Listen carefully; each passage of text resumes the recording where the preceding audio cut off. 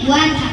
और इस समुद्र मंथन में भगवान ने 3 अवतार धारण किए थे, कच्छप अवतार, धन्वंतरी अवतार और मोहिनी अवतार।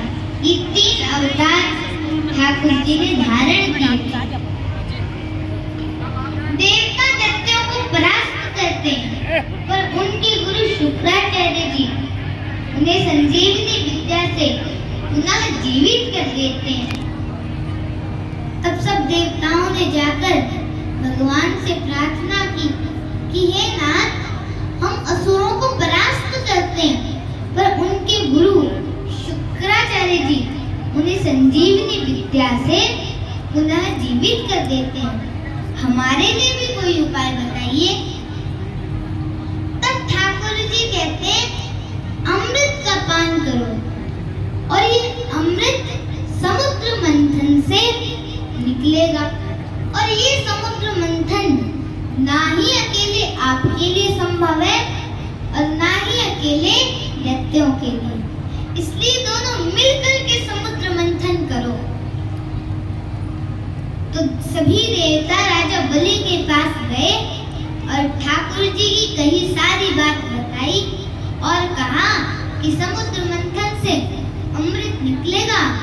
अमृत का थोड़ा पान आप कर लेना, थोड़ा हम कर लेंगे। बलि मान गया और समुद्र मंथन प्रारंभ हुआ। मंदराचल पर्वत को मथनी बनाया गया, वासुकी नाग को रस्सी बनाया गया। और जैसे ही समुद्र मंथन प्रारंभ होने वाला था, मंदराचल पर्वत समुद्र में डूबने लगा। तब सब देवता ठाकुर जी के पास गए और तब भगवान ने कच्छप अवतार धारण किया। बोले कच्छप भगवान की। ठाकुर जी ने कच्छप अवतार धारण किया और मंदराचल पर्वत को अपनी पीठ पे धारण किया, अपनी पीठ पर धारण किया। अब जैसे ही दैत्यों ने मन में विचार किया, दैत्यों ने पूंछ पकड़ रखी थी और देवताओं ने मुख पकड़ रखा था। तो दैत्यों ने मन में विचार किया कि पूंछ तो अपवित्र होती है। तो दैत्यों ने कहा देवताओं से कि आप पूंछ पकड़ो, हम मुख पकड़ेंगे। अब ठाकुर जी ने तो पहले ही कह रखा था कि जैसा जैसा दैत्य कहें वैसा वैसा करते जाना।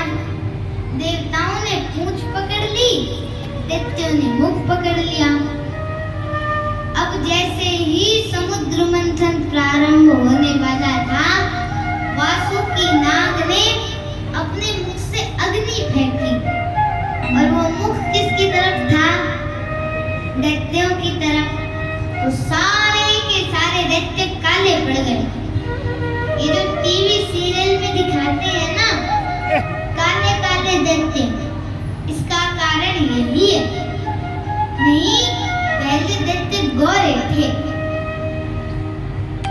तो सारे के सारे दैत्य काले पड़ गए।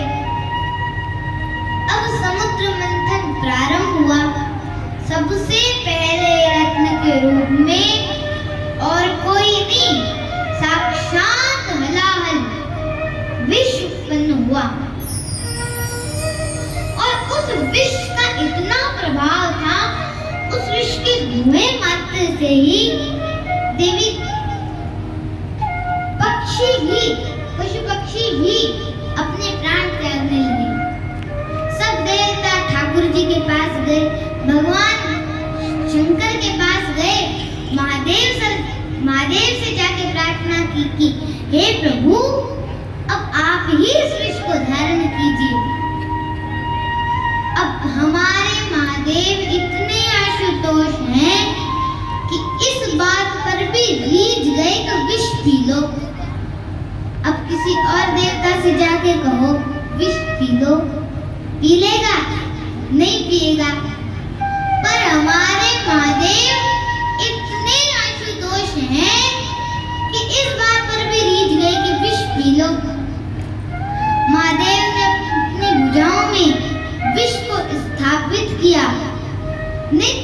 करके मुख से लगाकर महादेव ने पान किया। महादेव ने उसको गले से नीचे नहीं जाने दिया। जहर के कारण, विष के कारण महादेव का गला नीला पड़ा और उनका नाम पड़ा नीलकंठ। बोली नीलकंठ महादेव की। महादेव का नाम पड़ा नीलकंठ। महादेव ने गले से नीचे क्यों नहीं जाने दिया? बोले हृदय में प्रभु श्री राम बैठे हैं, विष उन तक जाएगा तो उनको पीड़ा होगी, इसके लिए गले में ही विष रोक लिया। अब समुद्र मंथन फिर से प्रारंभ हुआ। दूसरे रत्न के रूप में कामधेनु माता प्रकट हुई जो ऋषियों को दी गई। तीसरे रत्न के रूप में उच्छिश्रवा घोड़ा प्रकट हुआ जो दैत्यों के राजा बलि को मिला। चौथे रत्न के रूप में ऐरावत हाथी ऐरावत महाराज प्रकट हुए जो देवताओं के राजा इंद्र को दिए गए। पांचवें रत्न के रूप में कौस्तुभमणि प्रकट हुई जो भगवान नारायण ने धारण की। छठवें रत्न के रूप में कल्प वृक्ष प्रकट हुआ जो स्वर्ग में स्थापित किया गया। सातवें रत्न के रूप में अप्सराएं प्रकट हुई जो देवताओं को दी गई। आठवें रत्न के रूप में वारुणी नाम की मदिरा उत्पन्न हुई जो दैत्यों के राजा बलि को मिली। नौवें रत्न के रूप में साक्षात महालक्ष्मी प्रकट हुई। बोली महालक्ष्मी की।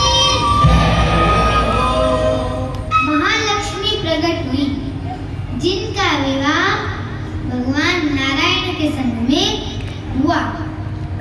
10वें रत्न के रूप में शंख प्रकट हुआ।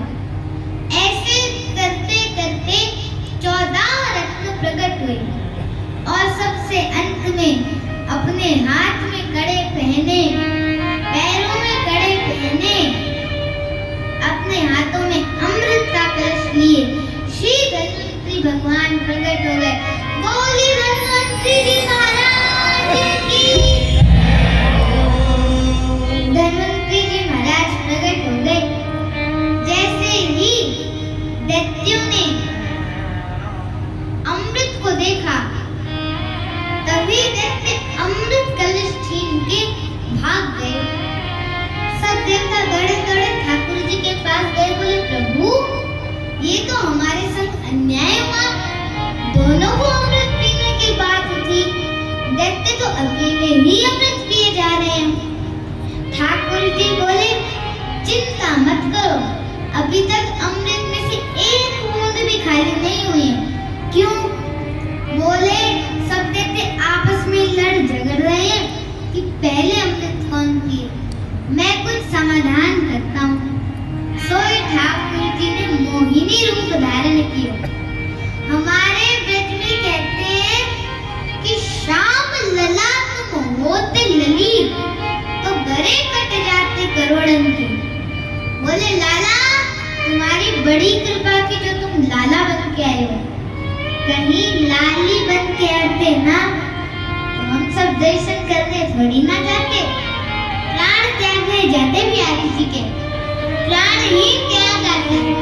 अभी हम ठाकुर जी में प्राण छिड़कते हैं, पर ठाकुर जी लाली होते तो प्राण त्याग ही आते। ठाकुर जी बोले आज सबन के गले कटवाने। सोई ठाकुर जी ने मोहिनी रूप धारण किया। इतने सुंदर लगन लगे ठाकुर जी, दैत्य दूर खड़े देवताई मोहित हो गए।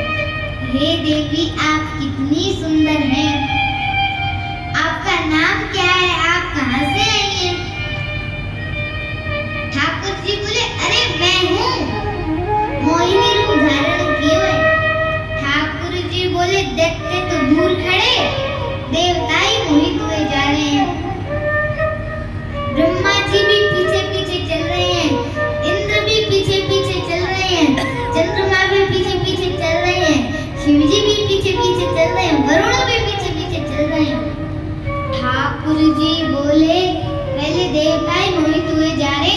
तो दूर खड़े। ठाकुर जी दैत्यों के पास आए। देखकर सब दैत्य ठाकुर जी को मोहित हो गए। हे देवी, आप कितनी सुंदर हैं, आप कहाँ से आई हैं, आपका नाम क्या है? ठाकुर जी मोहिनी रूप में बोले, मेरा नाम तो मोहिनी है, पर ये बताइए आप सब कौन हैं और इस तरीके से लड़ झगड़ क्यों रहे हैं? सब दैत्य बोले, हम तो कश्यप ऋषि के पुत्र हैं। ठाकुर जी बोले, छी छी छी, कश्यप ऋषि के पुत्र और ऐसे संस्कार कि आपस में लड़ झगड़ रहे हैं। सब दैत्य बोले, हम तो इस अमृत के लिए लड़ झगड़ रहे हैं कि हम में से पहले अमृत कौन पिए। ठाकुर जी बोले मोहिनी रूप में, देखो वैसे तो ये अमृत आपका है, पर आप कहें तो मैं आप में ये अमृत बांट दूं। दैत्य तो इतने मोहित हो चुके थे, बोले हाँ देवी, आप ही अमृत बांट दो। ठाकुर जी ने अमृत कलश हाथ में ले लिया। इतने में सब देवता दौड़े दौड़े आ गए। ठाकुर जी बोले, अभी ये कौन आ गए? सब दैत्य बोले, ये हमारे सौतेले भाई हैं, इन्होंने भी समुद्र मंथन में थोड़ी बहुत सहायता की है। ठाकुर जी बोले, देखो वैसे तो ये अमृत आपका है, पर अगर आप कहें तो ये जो ऊपर का जो पतला पतला अमृत है ना, ये पानी, ये मैं देवताओं को पिला देती हूँ, और जो नीचे का अमृत है, गाढ़ा अमृत है, वो मैं आपको पिला दूंगी। इससे आप न्याय भी करेंगे, आपसे न्याय भी नहीं होगा, और इन्होंने समुद्र मंथन में थोड़ी बहुत सहायता की है, तो इनको भी अमृत मिल जाएगा। सब दैत्य तो इतने मोहित हो गए, बोले देवी, आप कितनी उदार हो, कितनी दयालु हो, कितनी करुणामयी हो, आपको सबकी चिंता है, बांट दो, इनमें भी अमृत बांट दो। ठाकुर जी ने दो पंक्तियां बैठाई, एक तरफ दैत्य, एक तरफ देवता।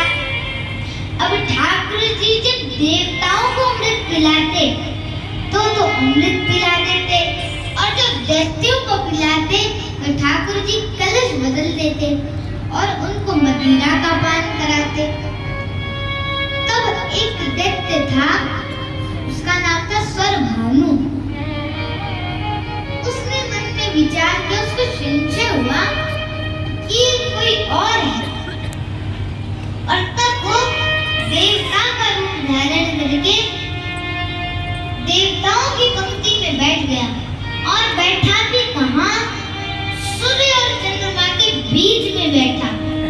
इधर भी प्रकाश, इधर भी प्रकाश, दोनों के बीच में बैठा। और जैसे ही ठाकुर जी ने उसको अमृत दिया, दैत्यों का एक स्वभाव होता है, वो कुछ भी पीते सुर आवाज करते हैं। जैसे ही उस दैत्य ने आवाज की, सारे देवता बोले, सूर्य चंद्रमा बोले, ये देवता नहीं, ये जरूर ही कोई दैत्य है। ठाकुर जी ने तुरंत मोहिनी रूप त्यागा, शंख चक्र गदा धारी श्रीमन नारायण प्रकट हो गए। तुरंत सुदर्शन छोड़ा और राहु स्वरभानु का सर धड़ से अलग कर दिया, पर उसने अमृत पी लिया था, इसके लिए उसकी मृत्यु नहीं हुई। तब सर कहलाया राहु और उसका धड़ कहलाया केतु। आज भी राहु अपने अपमान का बदला लेने के लिए सूर्य और चंद्रमा पर ग्रहण लगाता है। अब जैसे ही